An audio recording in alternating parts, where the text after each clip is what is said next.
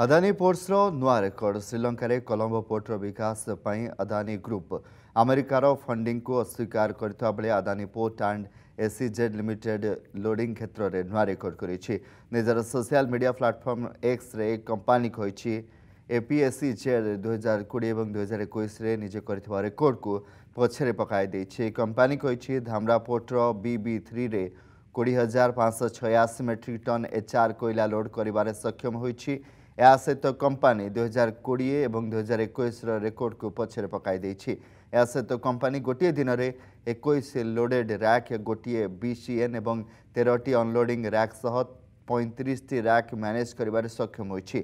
एही उपलब्धि कंपनीर उत्कृष्टता और नुआ सृष्टि क्षेत्र में कंपनीर प्रतिबद्धता को दर्शाउछि।